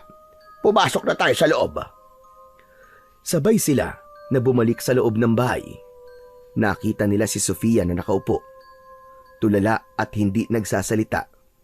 Nagkatinginan naman sina Crispin at Lolo Julio. Ate, anong ginagawa mo dyan? Hindi siya sinagot ni hindi tumingin. Nanatili lang itong nakaupo, tuwid ang likod at walang ekspresyon ang muka. Sophia, apo. Lumapit ang matanda at marahang hinawakan ang balikat ng apo. Ngunit laking gulat nila nang biglang hawiin ni Sofia ang kamay ni Lolo Julio. Kasunod noon ay ang isang mababang angal na lumabas mula sa bibig ng dalaga. Ate, bakit ganyan ka? Ano nangyayari sa'yo? Kasunod ng angal, biglang tumawa ang ate niya ng malakas. Matinis, malalim at nakapangingilabot ang tinig nito. Nanlamig si Crispin. Lolo, ano po nangyayari kay ate? Bakit ganyan? Para pong hindi siya ang ate ko. Hindi sumagot ang matanda. Bagkus ay nakatingin lang siya sa dalaga. Maya-maya pa ay inutusan siya nito. Apo, kumuha ka ng matibay na tali. Bilisan mo! Agad na sumunod si Crispin sa kanyang lolo. Tumakbo siya sa labas at kinuha ang taling nakasabit sa may dingding. Nang makuha niya ito, ay bumalik na siya sa loob. Nakita niya ang Lolo Julio niya na nakaharap pa rin kay Sofia. Ang dalaga naman ay nakatitig ng masama. Lolo, ito na po ang tali. Lo, aanin niyo po ito. Hindi pa man naaabot ng matanda ang tali, ay biglang tumayo ang dalaga. Lumapit ito kay Crispin at hinawakan siya sa balikat. Nasaktan ang bata sa paraan ng pagkakahawak ng kapatid niya. Madiin yun at tila pinipiga. Pakiramdam niya anumang oras ay mapipilay na siya. Aray! Ate, wag! Aray, nasasaktan ako, ate! Mabilis na sinunggaban ni Lolo Julio ang dalaga at itinulak ito pabalik sa upuan. Sa kanya kinuha ang tali sa kamay ni Crispin at mabilis na iginapos ang mga kamay ng dalaga sa upuan. Lolo, sandali lang! Ano to? Bakit niyo po ginaganyan si ate? Ba't niyo po siya tinatali? Hindi magawang sumagot ng matanda dahil kailangan niya kagad na makakilos bago pa sila masaktan ni Sofia. Mabilis itong tumakbo. Lumapit sa may dingding kung saan nakasabit ang mga agimat niya. Kumuha siya doon ng isang kwintas na may palamuting medalyon. Agad siyang bumalik at isinuot yon sa apong babae. Pagdampi pa lamang ng medalyon sa dibdib ng dalaga, ay bigla na lang itong napasigaw. Nanginig ang katawan niya at pagkatapos ay biglang nanlata hanggang sa tuluyang mawalan ng malay. Umupo si Lolo Julio at saka pinunasan ang kanyang pawis sa noo. Tumingin ito kay Crispin. Hindi ko alam kung ano ang nangyari sa kanya. Kailangan ko muna siyang matawas para malaman natin kung ano ang problema. Tumayo ang matanda at nanguha ng kanyang mga gamit. Pagbalik niya ay may bitbit na itong palanggana na may tubig, tawas, langis at kandila. Inilipag niya ito sa paanan ni Sofia at nagsimulang mag-orasyon. Tulad ng ginawa niyang pagtatawas kay Crispin, idinikit din niya ang tawas sa noo, sa tiyan, sa kamay at mga binti ng dalaga, at pagkatapos gawin ito ay inilubog niya sa tubig ang tawas. Nagsindi na rin siya ng kandila at inilapit yon sa palanggana. Dahan-dahan niyang ikinilos ang kandila sa ibabaw ng tubig habang patuloy na nagdarasal. Habang natutunaw ang kandila, unti-unti namang lumilitaw ang hugis sa tubig. Makaraan ang ilang sandali, nang matuyo na ang patak ng kandila, ay kinuha ito ni Lolo Julio at tinitigan. Kitang-kita niya ang anyo ng isang babae. Mahaba ang buhok, matalim ang mga mata, at ang ngisi ay puno ng panlilinlang. Walang hiya ka! Sino kang hayop ka? Nagulat si Crispin sa biglang pagsigaw ng matanda. Lolo, bakit po? Crispin, May nagtatangkang gawing aswang ang kapatid mo. Ang tawas mismo ang nagsabi sa akin. Ano po? Aswang? Si ate? Pero, bakit naman siya gagawing aswang, Lolo? Mabait po si ate. Yun ang hindi pa natin alam, Apo. Pero isa lang ang sigurado ko. Masama ang babaeng gumagawa nito sa ate mo. Malakas din ang puwersa na gustong sumakop sa kanya. Lumapit si Crispin at hinawakan ang kamay ng kanyang ate. Lo, ano pong gagawin natin? Kawawa naman po si ate. Humugot ng malalim na buntong hininga si Lolo Julio at tumingin siya kay Crispin. Kailangan ko siyang gamutin bago siya tuluyang maging aswang. Sige po, Lolo. Gawin niyo po ang lahat para mailigtas po si ate. Pero Lo, bakit po ba siya nagkakaganyan? Bakit siya magiging aswang? Hilawaan siya. Maaaring pinakain o kaya naman ikinurot ito sa kanya. Mahihirapan tayo kung naipakain sa kanya ang itlog. Ano po? Itlog? Oo, ang itlog ng ibong pispis. Kapag nakain ito ng ate mo, mahihirapan tayong alisin ang sumpa. Pero kailangan natin ito kagad matanggal sa tiyan niya hanggat hindi pa ito namimisa. Kapag napabayaan natin yon, baka hindi na natin magamot ang ate mo. Agad na kinuha ni Lolo Julio ang bote ng langis na hinaluan ng dinikdik na dahon ng kalamansi. Dinampian niya ng konting langis ang noo ni Sofia at sinimulan ang pagbibigkas ng dasal. Subalit sa sandaling nadampian ng langis ang balat ng dalaga, bigla itong nagising. Biglang natulala si Crispin nang makita ang anyo ng kanyang ate.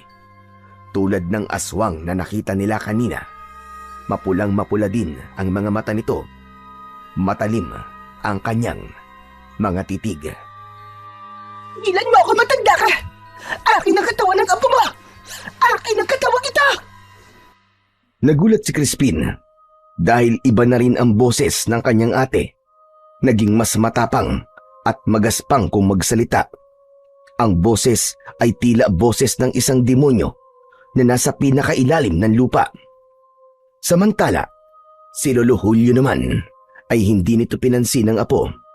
Itinuloy nito ang kanyang pag-oorasyon. Tigilan mo na yan! Huli na kayo! Akin na siya!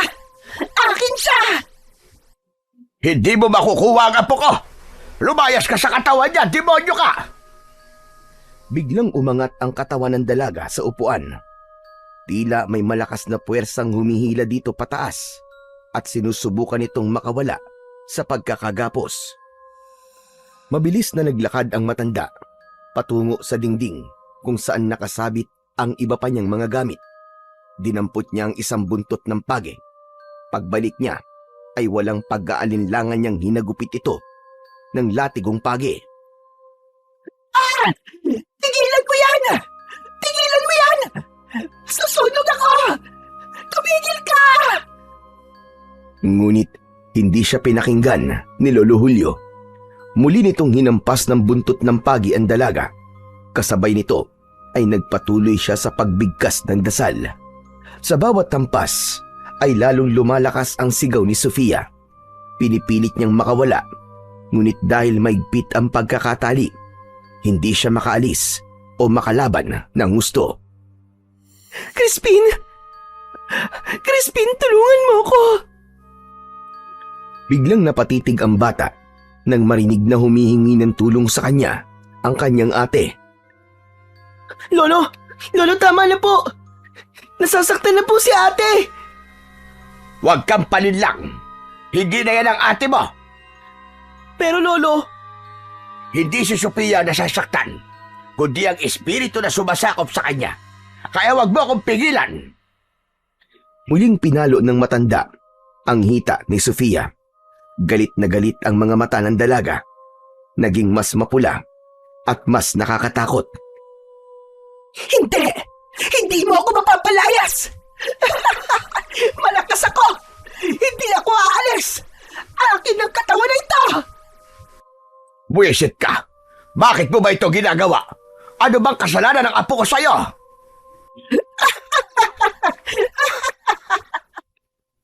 Ayaw mo't sumagot ha? Pues, tatapusin na kita! Sige! Subukan mo! Subukan mo! Siguraduhin mo lang ha, na biglaan ang pagpatay mo sa akin. Dahil kapag nakahinga pa ako, kahit 3 segundo, titiyakin kong makakasama sa hukay ang apo mo. Isinusumpa ko! Halos maiyak si Crispin sa nakikitang paghihirap ng kanyang ate Sofia. Mahal na mahal niya ito at nasasaktan siya habang nakikitang namimilipit sa sakit ang ate niya.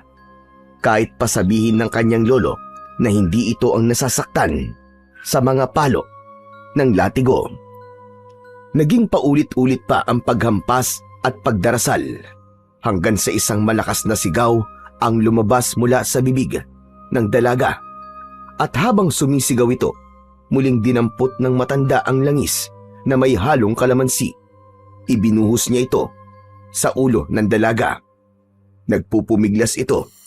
Halos umuga na ang upuan. Lumayas ka sa katawan ng apo ko! Hindi mo pag-aari ang dugo ng lahi ko! Hindi mo pag-aari ang aking apo! Sa puntong yun ay muling napasigaw si Sofia at pagkatapos ng sigaw, nangisay ito, nagsuka at saka biglang nanlupaypay. Hinawakan ni Lolo Julio ang ulo ni Sofia at bahagyang itiningala. Agad niyang napansin na naglalaway ito ng sobra. Malapot, mahaba at tila hindi napuputol. Hindi. Hindi maaari ito. Crispin, madali ka. Kumuha ka ng mga tuyong dahon ng kalamansi sa labas. Kailangan natin pausukan ang ate mo. Hindi na nagdalawang isip ang batang si Crispin. Mabilis siyang tumakbo palabas. Maliwanag ang buwan ng gabing yun. Kaya naman, hindi problema ang tanglaw. Malinaw niyang nakikita ang paligid. Huli na nang maalala niyang bukas pala ang kanyang ikatlong mata. Ang ginawa niya, iniyuko na lamang niya ang kanyang ulo. Saka siya bahagyang umupo at nagsimulang mamulot ng mga tuyong dahon.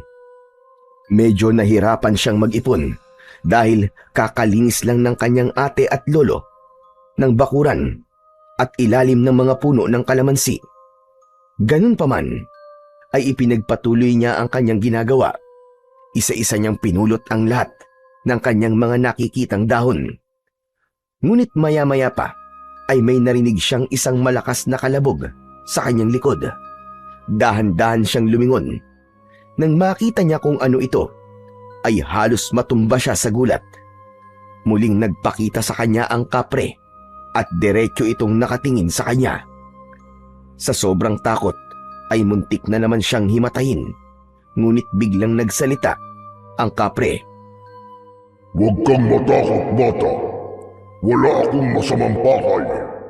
Narito ako para tumulong.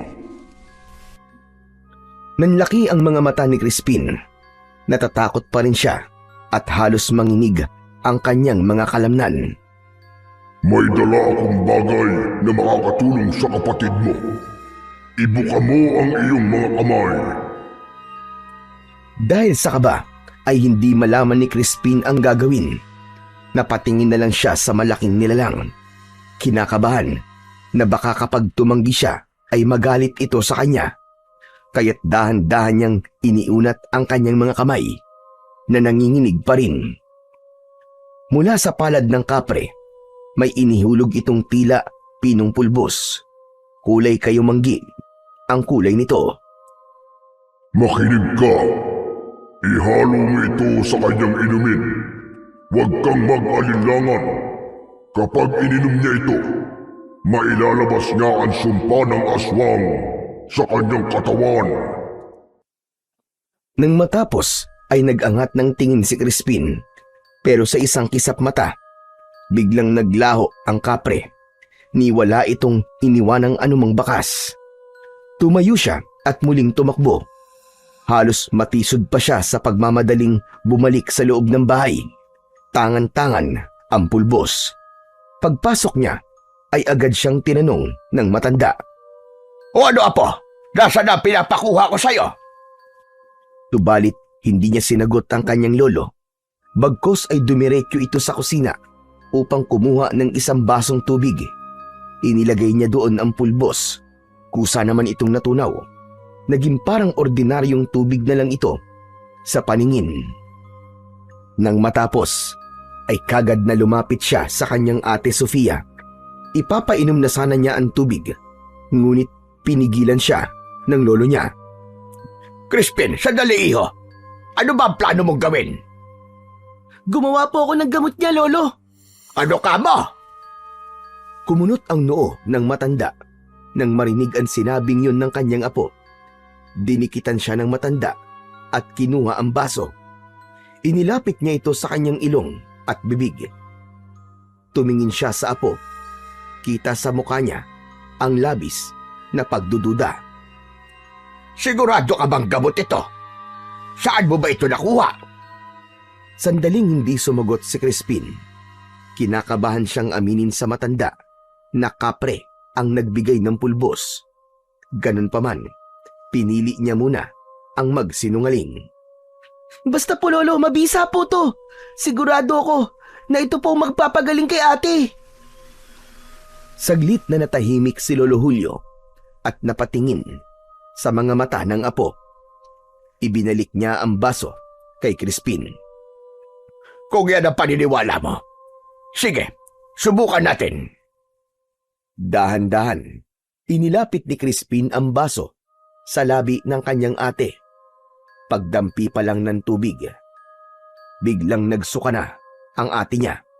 Malapot at kulay itim na likido ang lumabas mula sa bibig ni Sofia. Mabaho ang amoy, parang galing sa imburnal na matagal nang hindi nalinis. Halos mapangiwi ang bata. Napaatras siya. Kita niya ang pamimilipit ng ate niya at halatang nahihirapan ito sa patuloy na pagsusuka. Crispin, painumin mo ulit siya. Dali, bilisan mo. Subalit natulala na lang si Crispin. Awang-awa siya sa ate niya. Dahil doon ay agad na kinuha ng matanda ang baso mula sa apong si Crispin. Tapos ay lumapit ito kay Sophia at bahagyang itiningala at pilit na ipinapainom muli ang tubig. Pilit namang nilulunok ito ng dalaga, ngunit kasabay nun ay muling sumuka ito ng mas marami pang itim na likido. Lolo, ayos lang po ba si ate? Hindi po ba siya nasasaktan? Hindi. Dahil ang nakikita mo, Crispin, ay isang senyales na nailalabas niya na ang hawa ng aswang. Mas mabuti na ito kaysa tuluyang maging nilalang siya ng dilim. Ilang sandali pa ay unti-unting humupa na ang pagsusuka ng dalaga. Latang-lata ang katawan nito. Huminga ng malalim si Lolo Julio. Pinunasan ang pawis sa kanyang noo. Magaling! Magaling, Crispin! Mukhang nailabas na niya ang lason. Napatingin si Crispin sa bagay na isinuka ng kanyang ate. Isang maliit na ibon na kulay itim. Tapos ay muling tinignan niya ang kanyang ate. Halata sa itsura at kilos nito ang matinding pagod sa pinagdaanan. Bumalik na ang kulay nito. Hindi na maputla, kagaya kanina. Ate, okay ka na ba? Bagyang kumilos ang labi ni Sofia. Para bang may gustong sabihin. Ngunit sa sobrang hina, halos pati pagsasalita, ay nahihirapan na siya. Agad na kumuha ng basang bimpo si Lolo Julio at pinunasan ang muka at ang labi ng dalaga. Salamat sa Diyos. Napakahusay ng ginawa mong gamot, Crispin. Hindi ko alam kung saan mo nakuha ang gamot, pero nakatulong talaga. Halika. Tulungan mo kong alalayan siya papunta sa silid. Dito na lamang tayo muna matulog sa sala. Sige po, Lolo. Pinagtulungan na ng dalawa na akayin ang dalaga papunta sa kanilang silid. Inihiga nila ito ng maayos at dahan-dahan. Nang matapos, ay agad na kinumutan ito ni Crispin. Kinabukasan, maagang nagising si Sofia. Halos 4:00 pa lang ng madaling araw, tahimik siyang bumangon at dahan-dahang naglakad. Iniiwasang makalika ng ingay na maaaring makagising sa mga natutulog sa sala. Lumabas siya at naupo sa balkonahe, saka malalim na lumanghap ng sariwang hangin ng umaga. Ngunit ilang sandali lang ang nakalipas, bigla niyang naramdaman na parabang may nakamasid sa kanya. Kinilabutan siya. Mabilis niyang iginala ang paningin sa paligid, pero wala naman siyang makita. Pinilit niyang pakalmahin ang sarili. Iniisip na baka guni-guni lamang yon. Ngunit bago pa siya tuluyang kumalma, isang bato ang lumipad at muntik nang tumama sa kanya. Sunod-sunod, isa pang bato ang nahulog sa kanyang tabi. Sino ka ba nagtitrip sa akin, ha? Walang sumagot, kundi ang katahimikan. Muli ay isa pang bato ang nakita niyang lumapag sa tabi niya. Bagya niyang nakita na kumislap ang isa sa mga yon, kaya't pinulot niya. Laking gulat niya nang mapagtantong kulay ginto ang bato. Hinanap pa niya ang iba at kanyang pinulot. At tulad ng nauna niyang pinulot, kulay ginto din ang mga ito. Binitiwan niya itong muli at saka tumingin sa paligid. Natakot ang dalaga. Agad-agad siyang tumayo at papasok na sana siya ng bahay, pero biglang lumabas ang lolo niya. Nagising na ito at balak ding magpahangin. Nagkagulatan pa sila sa may pinto. Sophia, Lo, bakit ka nandito sa labas? Madilim pa. kagigising ko lang po, Lo. Nagpahangin lang po ako dito sa balkon. Ay, siya nga po pala. May ipapakita po ako sa inyo. Kaagad na yumuko ang dalaga upang kunin sana ang mga bato, pero bigla itong naglaho. Sandali nga, ano bang hinahanap mo dyan? Wala na po pala. Ano ka mo? Nataranta si Sofia. Naisip niyang wag na lang sabihin sa matanda ang tungkol sa bato, dahil siguradong mag-aalala na naman ang matanda. Kaya naman, iniba niya ang usapan. Wala po, Lolo. Ay, siya nga po pala. Gusto niyo po ba ng kape? Magtitimpla po muna ako. Papasok na sana siya sa bahay, ngunit bigla siyang pinigilan ni Lolo Julio. Dumito ka na muna, Apo. Mag-uusap lang tayo sandali. Sige po. Tatanungin kita, ha? At wag na wag kang magsisinungaling sa akin. Sige po. Ano po bang itatanong niyo? Batid mo ba kung ano ang nangyari kagabi? Bagyang tumango ang dalaga. Bakit, Sophia? Bakit ka nagkaganon? Ilang araw ko na din po nararamdaman na parang may kakaiba po sa akin, Lo. Tuwing sumasapit po ang gabi, parang natatakam po ako sa sariwang karne. Tapos, palagi po ako naglalaway ng malapot. Kaya mo ba naisipang umuwi muna dito? Opo, Lo. Nagpaalam po ako kina Madam para umuwi po dito at tumingi po ng tulong sa inyo. Hindi ko lang po kagad nasabi kahapon kasi may sakit pa po si Crispin eh. Bakit ka nagkaganyan? Hindi po ako sigurado. Pero may taong galit na galit po sa akin. Babae, mahaba ang buhok at may nunal sa ibaba ng kanyang labi. Siya ba ang babaeng may matinding galit sa'yo? Nanlaki ang mga mata ni Sofia nang marinig ang sinabi ng lolo niya. Teka, Lo. Paano niyo po nalaman? Wala pa naman akong pinagsasabihan kahit kanino. Malalaman ko talaga, iya. Isang antingero ang lolo mo. Habang ginagawa ko ang tawas kagabi, siya ang pinakita sa akin. Malakas ang negatibong enerhiya ng babaeng yon. Siya ang nagbigay sa'yo ng sumpa. Naipakain niya ito sa'yo. Madali lang po sa kanya para gawin sa akin yun, Lo. Kasi kaklase ko siya. Dati siyang matalik kong kaibigan.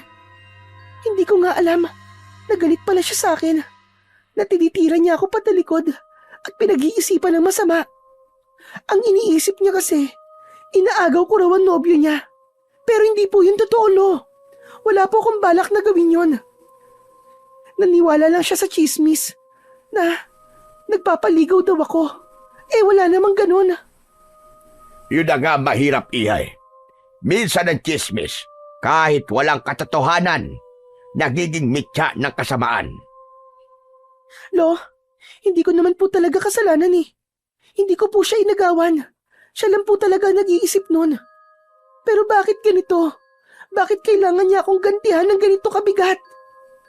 Dahil puno siya ng galit at inggit. Pero huwag kang mag-alala, Apo. Ngayong nandito ka, hindi ka na magagalaw ng babaeng yon. At ito pa, may magaling ka ng manggagamot. Po? Teka, hindi po ba? Kayo po ang gumamot sa akin kagabi? Wala kang naaalala talaga. Ang natatandaan ko lang po ay nung nagsuka na po ako nung nagsuka. Maliban po doon ay wala na, Lolo. Si Crispin, siya ang gumamot sa'yo. Talaga po, Lolo? Pero, paano niyo po nagawa yun? Tinuruan niyo po? Hindi.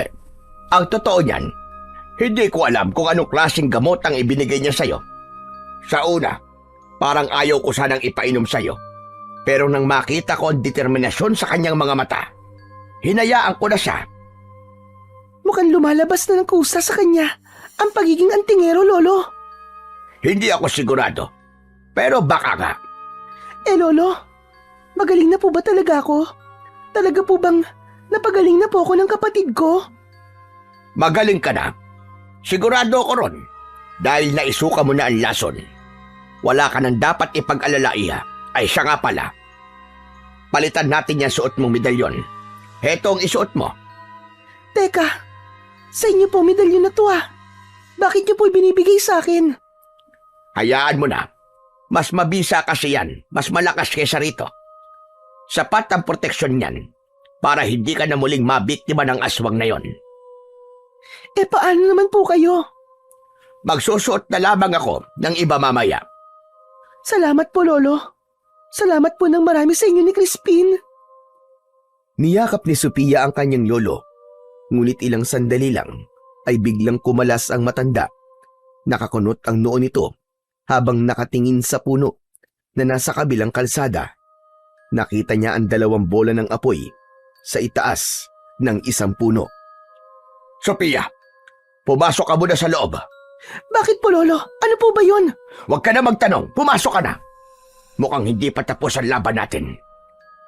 Nariyan na naman ang aswang at mukhang alam ko na kung bakit yan napadpad dito. Sinusundan ka ng damuhong yan. Dali-daling sumunod si Sophia at pumasok sa loob ng bahay.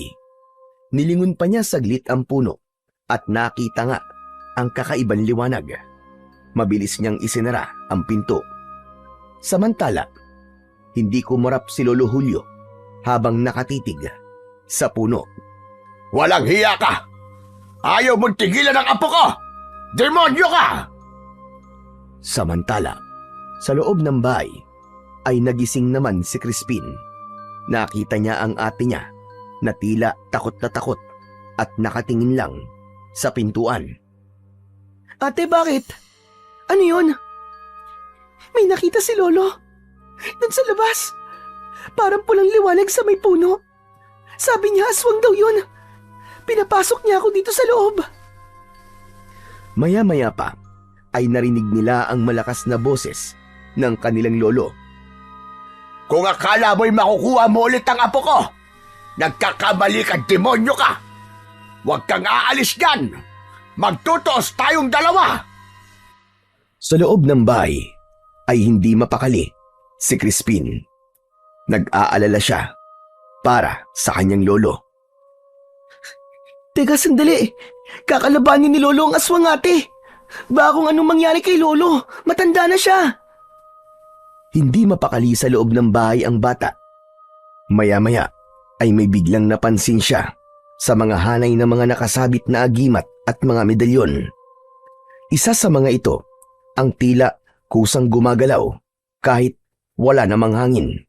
Ang kwintas ay may palamuti na tila tinik at balat ng kalamansi. Nakalagay ito sa isang maliit na sisidlan na gawa sa kristal.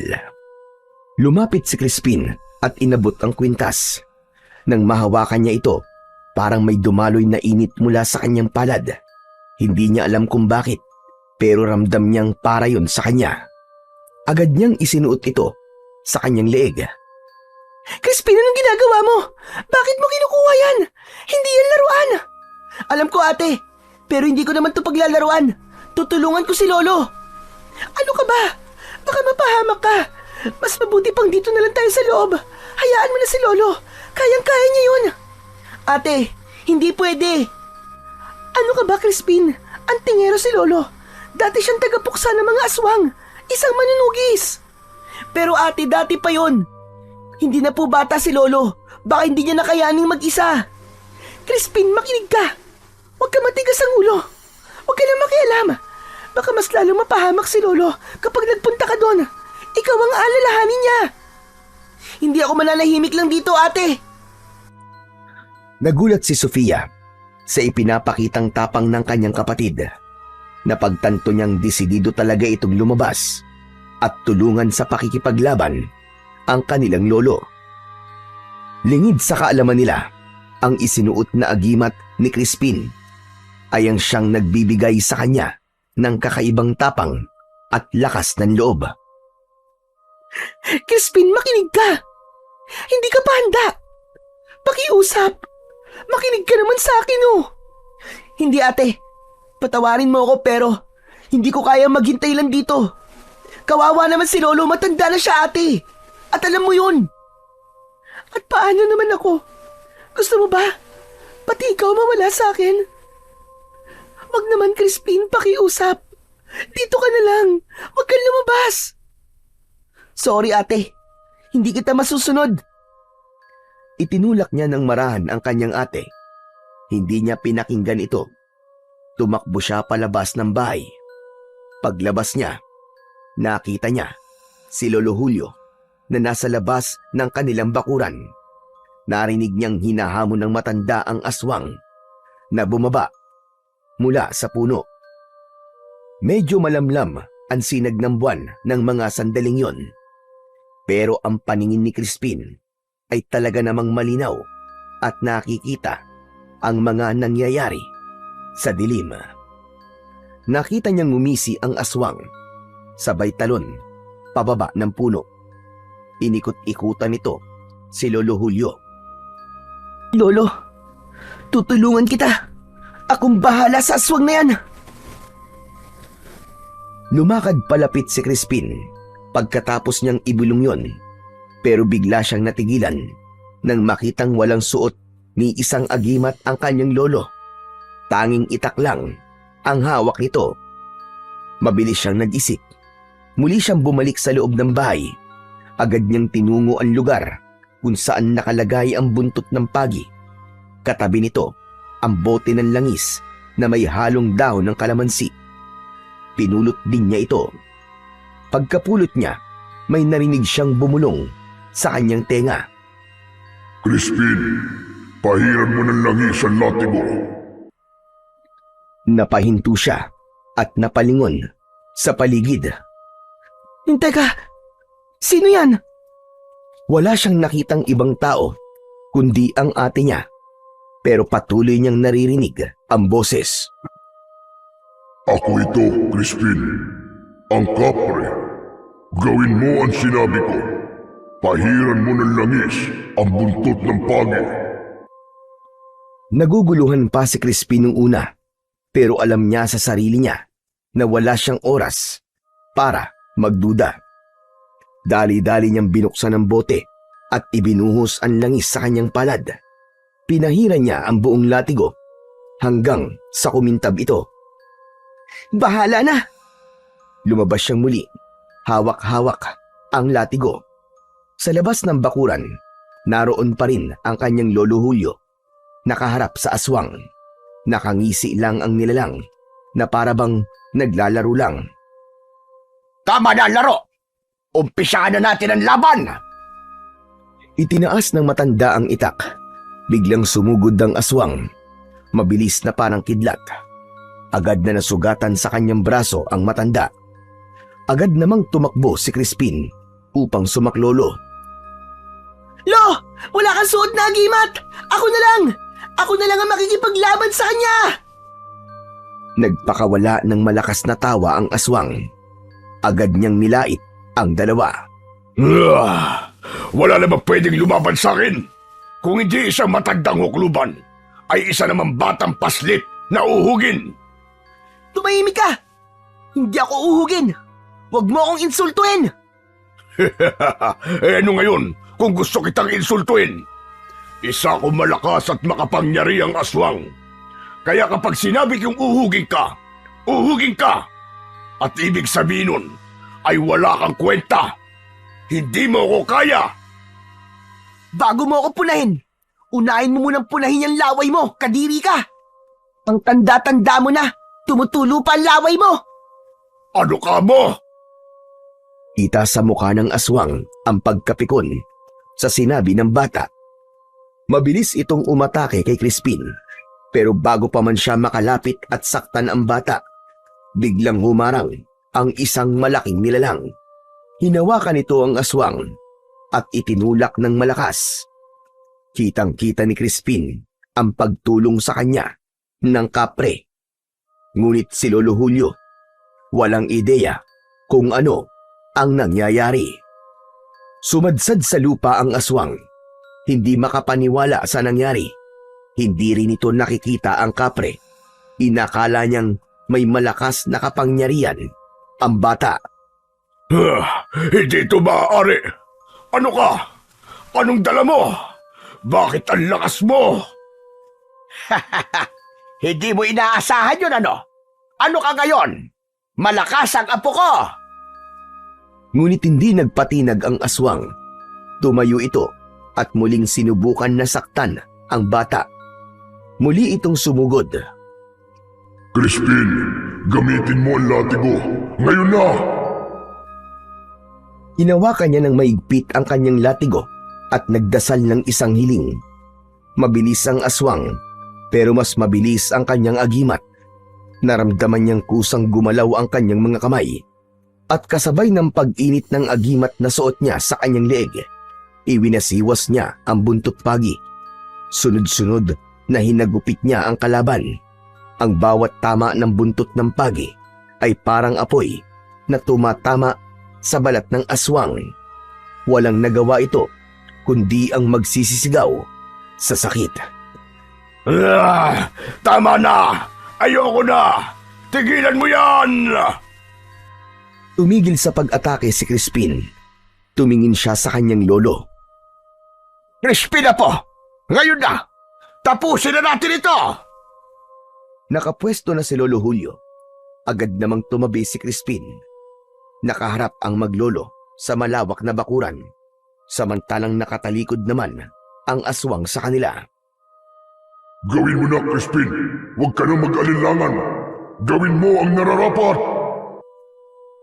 Pagkatapos sabihin yun ng kapre, sabay na umatake ang maglolo.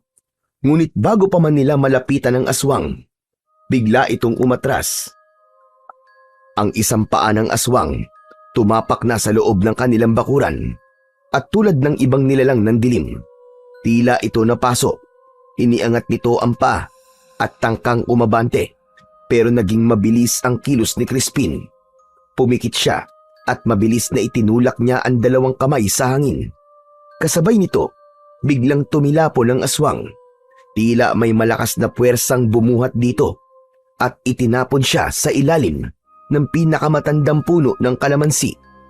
Nanlaki ang mga mata ni Lolo Julio sa kanyang nakita. Diyos ko, apo! Paano mo nagawa yon? Hindi alam ng matanda na ang kapre pala ang siyang tumulong.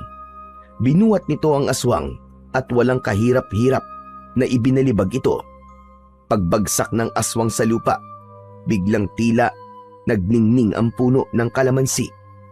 Gumalaw din ito kahit wala namang malakas na hangin. Ang mga sanga nito ay biglang humaba na parabang may sariling buhay. Hinampas ang aswang at binalot ang katawan. Narinig nila ang sunod-sunod na sigaw hanggang sa tuluyan itong nanahimik. Binitiwan ng mga sanga na yon ang katawan at iniwang punong-puno ng tinik. Maya-maya pa, ang katawan ay biglang kinain ng naglalagablab na apoy hanggang sa ito ay tuluyan ng naging abo. Pumasok na ang dalawa at dumiretso sila sa balkon. Naupo sila, habol parehas ang kanilang mga hininga. Lumabas si Sofia. Ano nangyari? Tapos na po ba? Oo ate, di ka na magagalaw ng aswang na yon. Wala na siya. Umalis na. Pinatay na siya ni Crispin, Apo. Ano? Nagawa mo yun, Crispin? Talaga? Paano?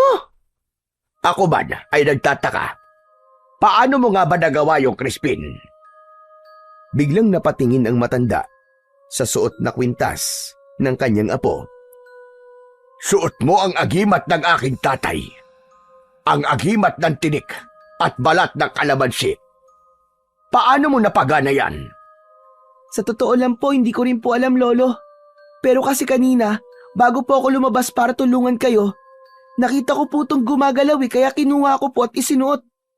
Sorry po kung ginamit ko to nang walang paintulot nyo. Wala kang dapat na ihingi ng sorry, Apo. Ngayon ay napagtanto ko na mukhang ikaw yata ang pinili para muling magtangan ng unang agimat ni tatay. Ito po ang unang agimat ng tatay nyo? Oo, ang agimat na yan ay galing dyan sa pinakamatandang puno. Ang kwento sa akin noon ni tatay ay ibinigay sa kanya yan ng isang makapangyarihang kapre na naging kaibigan niya. Kapre po? Oo, bakit? Hindi ho kaya yun yung kapre na tumutulong sa akin? Ano ka mo? May tumutulong sa'yo kapre. Ang mataba ng kapre na yan kulay ginto. Opo, siya po yung nagtuturo sa akin kung ano ang dapat kong gawin. Siya din po yung nagbalibag dun sa aswang, papunta po dyan sa puno. Ganon. Akala ko talaga ikaw ang may gawa nun. Hindi po, Lolo. Siya po talagang may gawa nun. Kung ganon, hindi ako nagkakamali. Ikaw nga ang pinili. Dahil ang kapre na yon, ang gabay ng agimat na suot mo. Tulad mo, kwento sa akin ng tatay ko na ginabayan din siya ng isang kapre. Ito ang palagi niyang kasama kapag nakikipaglaban siya sa anumang nilalang ng dilema. Kung ganun, totoo po ang sinasabi niya. Na isa nga siyang kaibigan at hindi ko dapat siya katakutan. Maya-maya pa, biglang napatingin ang bata sa sahig ng balkonahe at nakita ang 3 piraso ng ginto. Pinulot niya ito at iniabot sa kanyang ate. Ate, para sa'yo daw to. Regalo niya sa'yo. Ano? Para sa akin? Bakit? Sandali lang po, tatanungin ko. Tumingin sa gilid si Crispin at nagsalita. Tila may kinakausap na hindi nila nakikita. Ate, mabait ka daw po kasi at maganda. Ay nako, ibalik mo na yan. Hindi ko gusto na magkaroon ako ng apong kapre. Sabihin mo yan sa kanya. Si Lolo naman na nagbibiro lang po ako.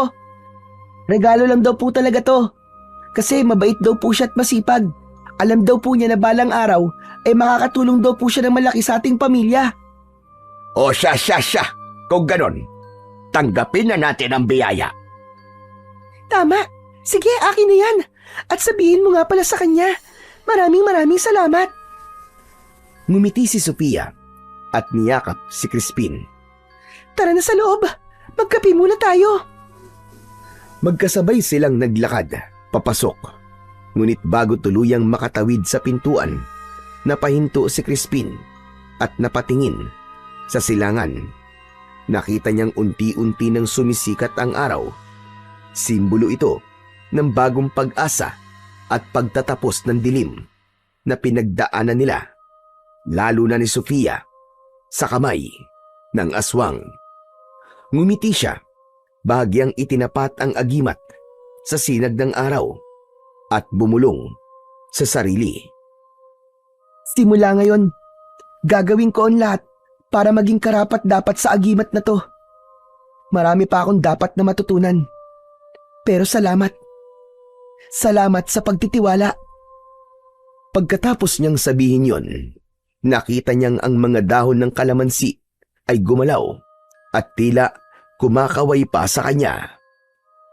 Mula noon, nagbago na ang kanilang buhay.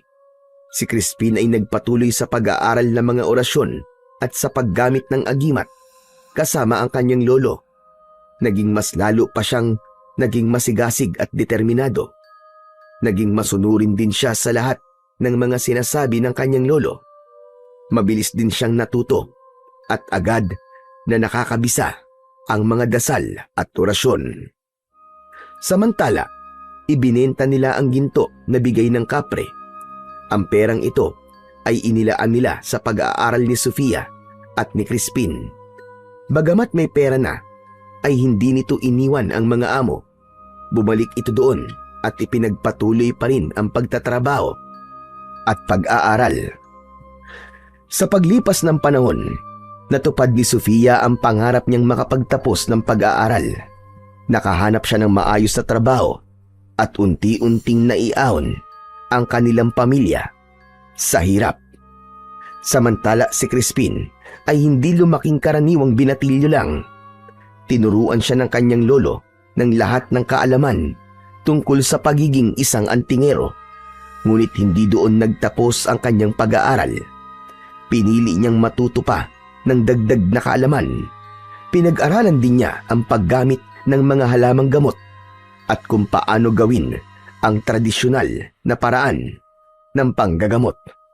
Dahil dito, nakilala si Crispin bilang taong handang tumulong sa sinumang nangangailangan at naging sandigan ng buong baryo laban sa kasamaan.